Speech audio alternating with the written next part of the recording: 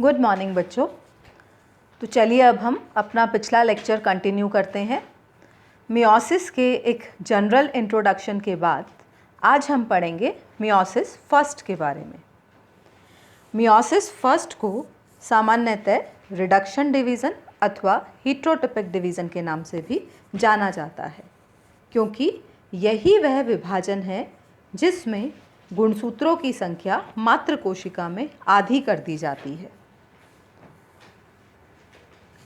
Meiosis first को दो भागों कैरियोकाइनेसिस तथा साइटोकाइनेसिस के अंतर्गत बांटा गया है। कैरियोकाइनेसिस में हम केंद्रक के विभाजन का तथा साइटोकाइनेसिस में हम कोशिका द्रव्य विभाजन का अध्ययन करते हैं। तो चलिए इस फ्लो चार्ट के द्वारा समझते हैं कि मियोसिस में कौन कौन से स्टेप्स इंक्लूड किए गए हैं। मियोसिस फर्स्ट में केंद्रक विभाजन को पुनः दो भागों में बांटा गया है, इंटरफेस तथा एम फेस। इंटरफेस वह अवस्था है जिसमें कोशिका विभाजन के लिए स्वयं को तैयार करती है। इसमें पुनः जीवन तथा एस फेज इंक्लूड की गई है। जीवन फेज में आरएनए तथा प्रोटीन्स को सिंथेसाइज किया जाता है तथा एस फेज, जिसे कि सिंथेटिक फेज कहा जाता है, यहाँ पर डीएनए का रेप्लिकेशन होता है, जिससे गुणसूत्रों में डीएनए की मात्रा डबल हो जाती है। यहाँ पर एक बहुत ही महत्वपूर्ण बिंदु नोट करने वाला है कि मियोसिस में इंटरफेस फर्स्ट के दौरान ही गुणसूत्रों का डीएनए का रेप्लिकेशन होता है, अर्थात रेप्लिकेशन की प्रक्रिया एक ही बार संपन्न होती है। इसके पश्चात हम आ जाते हैं एम फेज पर। सामान्यतः मियोसिस फर्स्ट की इंटरफेस में G2 प्रावस्था नहीं पाई जाती। एम फेज में फर्दर कई सबस्टेजेस पाई जाती हैं, जैसे कि prophase first, metaphase first, anaphase first तथा टीलोफेज फर्स्ट। मियोसिस फर्स्ट की प्रोफेज फर्स्ट अवस्था चारों प्रावस्थाओं में सबसे अधिक लंबी होती है तथा यह स्टेज कई घंटों से लेके कई वर्षों तक की अवधि तक भी चल सकती है। इसमें कई महत्वपूर्ण परिवर्तन होते हैं। इन सभी महत्वपूर्ण परिवर्तनों का अध्ययन करने के लिए हम प्रोफेज फर्स्ट को फिर से 5 सब स्टेजेस में बांटते हैं। यह नाम आपको अच्छे तरीके से याद होने चाहिए। 5 फेजेस या 5 सब स्टेजेस हैं: लेप्टोटीन, जाइगोटीन, पैकीटीन, इसे कई बार पैचीटीन भी कहा जाता है, डिप्लोटीन तथा डाईकाइनेसिस। प्रत्येक स्टेज का एक विशिष्ट लक्षण होता है। प्रत्येक स्टेज में गुणसूत्रों की अलग प्रकार की मूवमेंट होती है, जो कि हम आगे स्टेप बाय स्टेप पढ़ेंगे। तो शुरुआत करते हैं मियोसिस की प्रोफेज फर्स्ट की पहली अवस्था लेप्टोटीन से। दिए गए चित्र में आप लेप्टोटीन प्रावस्था को देख पा रहे हैं।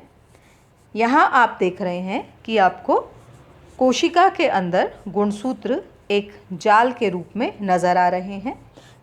खास बात यह है कि इन गुणसूत्रों पर आपको बीड लाइक या मोती की तरह की संरचनाएं नज़र आ रही हैं। ये गहरे बिंदु या कुंडलन, इन्हें वर्ण कणिकाएं या क्रोमोमियर्स कहा जाता है। लेप्टोटीन के दौरान केंद्रक के आयतन में वृद्धि होती है तथा डिहाइड्रेशन व कंडेंसेशन अर्थात निर्जलीकरण व संघनन की प्रक्रिया होती है, जिससे गुणसूत्र स्पष्ट होने लगते हैं। अभी यह पतले हैं, लेकिन फर्दर स्टेजेस में हम देखेंगे कि यह और स्पष्ट होने शुरू हो जाएंगे। केंद्रक में गुणसूत्र अनियमित रूप से बिखरे हुए होते हैं। धीरे धीरे यह क्रोमोसोम न्यूक्लियर एनवलप से जुड़ने लगते हैं तथा एक बुके शेप संरचना का निर्माण करते हैं। लेप्टोटीन के पश्चात हम नेक्स्ट प्रावस्था पर आ जाते हैं, जिसे जाइगोटीन कहा जाता है। जाइगो का अर्थ होता है जॉइनिंग इन पेयर या परस्पर युगलन। जाइगोटीन अवस्था का सबसे महत्वपूर्ण गुण है कि यहाँ पर होमोलोगस क्रोमोसोम्स या समजात गुणसूत्रों में पेयरिंग की क्रिया होती है, जिसे सिनैप्सिस नाम दिया जाता है। तो सिनैप्सिस का पाया जाना इस जाइगोटीन अवस्था का सबसे महत्वपूर्ण गुण है। जाइगोटीन के दौरान ही सिनेप्टोनीमल कॉम्प्लेक्स का भी निर्माण होता है, जो कि युगलन या सिनैप्सिस को इंड्यूस करता है। सिनेप्टोनीमल कॉम्प्लेक्स की संरचना तथा कार्यों के बारे में हम अगले वीडियो में विस्तार से पढ़ेंगे। जाइगोटीन प्रावस्था में गुणसूत्र स्पष्टतः बाइवेलेंट के रूप में नजर आने शुरू हो जाते हैं, अर्थात दोनों समजात गुणसूत्र एक दूसरे के करीब आना शुरू हो जाते हैं और ये युगली प्रावस्था में आ जाते हैं। गुणसूत्र और अधिक मोटे तथा स्पष्ट नजर आने शुरू हो जाते हैं। यह चित्र आपको जाइगोटीन अवस्था में होने वाले परिवर्तनों के बारे में बता रहा है। यहाँ पर लेप्टोटीन की तुलना में पतले गुणसूत्र कंपैरेटिवली मोटे व छोटे हो गए हैं और साथ ही समजात गुणसूत्र, जिनके बारे में हम पिछले वीडियो लेक्चर में देख चुके हैं कि ये मैटरनल व पैटर्नल अर्थात माता व पिता से प्राप्त क्रोमोसोम्स होते हैं, ये एक दूसरे से नज़दीक आकर पेयरिंग या युगलन की क्रिया संपन्न करते हैं, जिसे कि हमने सिनैप्सिस नाम दिया। इसके पश्चात तीसरी अत्यंत महत्वपूर्ण स्टेज पैचिटीन में हम देखेंगे कि यहाँ पर कुछ महत्वपूर्ण परिवर्तन होते हैं, जैसे कि होमोलोगस क्रोमोसोम्स की नॉन सिस्टर क्रोमेटिड्स में जीन एक्सचेंज की क्रिया होती है, जिसे कि क्रॉसिंग ओवर कहा जाता है। और इसी क्रॉसिंग ओवर की क्रिया के पश्चात ही ऑर्गेनिजम्स में जेनेटिक वेरिएशन या जीनीय भिन्नता भी उत्पन्न होती है। तो यह चित्र आपको पैचिटीन अवस्था के दौरान होने वाले परिवर्तनों को दिखा रहा है। यहाँ पर आप देख रहे हैं कि समजात गुणसूत्र एक दूसरे के नज़दीक आ गए हैं। गुणसूत्र और अधिक स्पष्ट नज़र आ रहे हैं। प्रत्येक गुणसूत्र के 2 क्रोमेटिड्स भी आपको नज़र आ रहे हैं। तो यहाँ पर यह गुणसूत्र टेट्राड के रूप में नज़र आ रहा है, अर्थात दोनों समजात गुणसूत्र प्रत्येक में 2 क्रोमेटिड्स, तो टोटल 4 क्रोमेटिड्स के साथ आपको यहाँ पर ये गुणसूत्र नज़र आ रहे हैं। इन गुणसूत्रों में नॉन सिस्टर क्रोमेटिड्स, इसके बारे में भी हम पिछले वीडियो लेक्चर में पढ़ चुके हैं। नॉन सिस्टर क्रोमेटिड्स के मध्य जीन एक्सचेंज की क्रिया होती है, एक क्रॉस शेप संरचना बनती है और इस क्रिया को क्रॉसिंग ओवर या जीन विनिमय का नाम दिया जाता है। जीन विनिमय इस स्टेज का एक बहुत ही महत्वपूर्ण गुण है और इसी जीन विनिमय के द्वारा नॉन सिस्टर क्रोमेटिड्स में कुछ डीएनए सेगमेंट्स का आदान प्रदान होता है तथा नए जेनेटिक कॉम्बिनेशंस भी बनते हैं। तो यह है क्रॉसिंग ओवर तथा पैचिटीन स्टेज। इसके पश्चात हम नेक्स्ट स्टेज पर आ जाते हैं, जिसे कि डिप्लोटीन अवस्था कहा जाता है। डिप्लोटीन अवस्था तक आते आते जेनेटिक रिकॉम्बिनेशन की प्रक्रिया कंप्लीट हो जाती है। दोनों गुणसूत्र, समजात गुणसूत्र जो एक दूसरे के करीब आए थे जाइगोटीन प्रावस्था में, क्रॉसिंग ओवर के पश्चात एक दूसरे से पृथक होना शुरू हो जाते हैं। दोनों गुणसूत्र एक दूसरे से दूर होते हैं, लेकिन पूरी लंबाई में एक अथवा अधिक पॉइंट्स पर जुड़े रह जाते हैं। तो इन्हीं पॉइंट्स को एक विशेष नाम दिया गया है क्याज्मा अथवा क्याज्मेटा। तो डिप्लोटीन के दौरान हमें यहाँ क्याज्मेटा नामक संरचना स्पष्ट नजर आती है। क्याज्मेटा वास्तव में वे बिंदु हैं जहाँ पर पैकिटीन के दौरान क्रॉसिंग ओवर की क्रिया संपन्न हुई थी। तो ये आप देख रहे हैं, इस चित्र में समजात गुणसूत्र एक दूसरे से अलग होना शुरू हो गए हैं। अलग होने की प्रक्रिया में कुछ पॉइंट्स पर ये जुड़े हुए हैं और इन पॉइंट्स को हमने क्याज्मा नाम दिया है।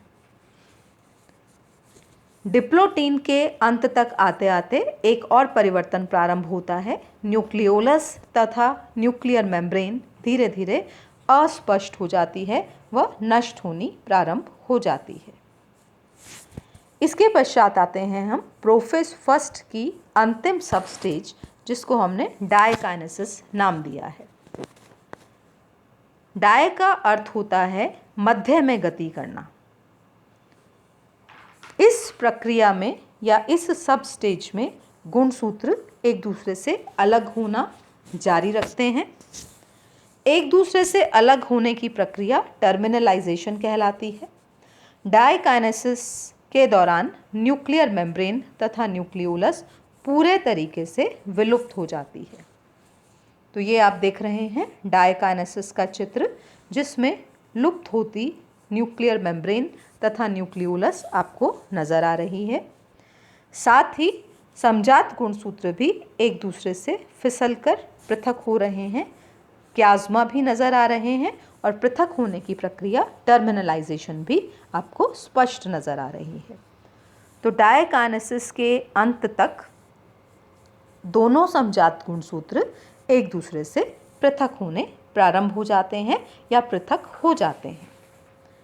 तो डायकाइनेसिस के साथ ही प्रोफेज फर्स्ट अवस्था समाप्त होती है।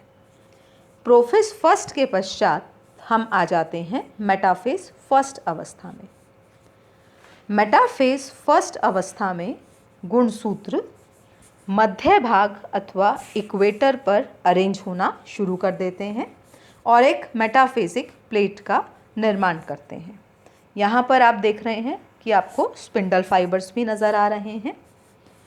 तो इस प्रकार एक पंक्तिबद्ध तरीके से सभी गुणसूत्र व्यवस्थित होते हैं। गुणसूत्रों के सेंट्रोमियर्स इन स्पिंडल फाइबर से संबंधित रहते हैं, जबकि गुणसूत्रों की भुजाएं कोशिका द्रव्य में, केंद्रक द्रव्य में फैली रहती हैं और ये मेटाफेज प्लेट की तरफ अरेंज रहती हैं, पंक्तिबद्ध रहती हैं।